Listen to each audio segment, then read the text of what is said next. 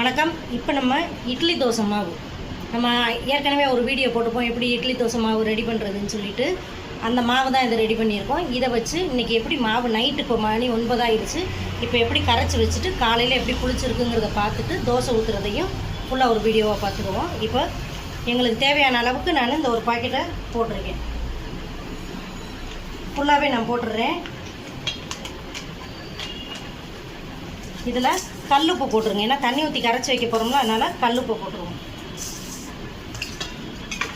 தேவையான அளவுக்கு தண்ணி ஊற்றிட்டு விஸ்க் மாதிரி இருந்துச்சுன்னா யூஸ் பண்ணுங்கள், இல்லை கரண்டி நீங்கள் வீட்டுக்கு யூஸ் பண்ணுறதுனால கையை வச்சு கூட கரைச்சிக்கலாம். தண்ணி எவ்வளோ தேவைப்படுதுங்கிறத பார்த்துட்டு கொஞ்சம் கொஞ்சமாக சேர்த்துட்டு ரொம்ப கெட்டியாகவும் இல்லாமல் ரொம்ப தண்ணியாகவும் இல்லாமல் ஒரு மீடியம் அளவுக்கு கட்டிகள் மட்டும் இல்லாத அளவுக்கு கரைச்சிருங்க. இந்த அளவுக்கு கரைச்சிட்டிங்கனாக்கா காலையில் எடுத்து பார்க்கல நல்லா இட்லி ஊற்றுற அளவுக்கு வந்துடும். இது இப்போ நைட்டு 9 மணிக்கு நான் கரைச்சி வச்சுருக்கேன். காலையில் புளிச்சிட்டு வந்ததுக்கப்புறமா தோசையாவோ இட்லியாவோ ஒரு வீடியோ பார்த்துருவோம். மாவு நேற்று நைட்டு கரைச்சி வச்சோம், எப்படி புளிச்சிருக்குன்னு பார்ப்போமா? காமிச்சிருக்கோம் பாருங்கள், சூப்பராக பொங்கி வந்திருக்கு.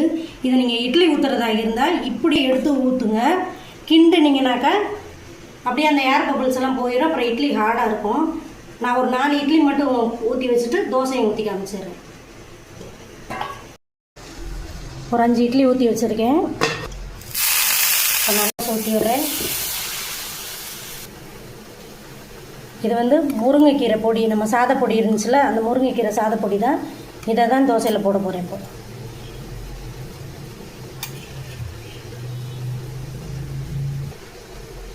இதுக்கு நல்லெண்ணெய் ஊற்றிக்கிடுவோம். அவ்வளோதான், வெந்துருச்சு. தோசை ஊற்றியாச்சு. இது முருங்கைக்கீரை பொடி போட்டு தோசை நல்லா சாஃப்டாக இருக்குது.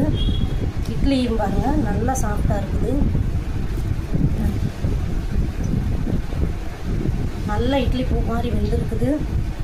இது உங்களுக்கு செய்ய முடிஞ்சால் இந்த இட்லி மாவு எப்படி செஞ்சோங்கிறது வீடியோ கீழே கொடுத்துருக்கோம், அதை செக் பண்ணி பார்த்துக்கோங்க. அப்படி செய்ய முடியலைன்னா இது உங்களுக்கு இந்த மாவு வேணும்னா எங்கள்கிட்ட ஆர்டர் ப்ளேஸ் பண்ணிக்கோங்க. எப்படி இருக்குதுன்னு பார்த்துருவோம். இட்லி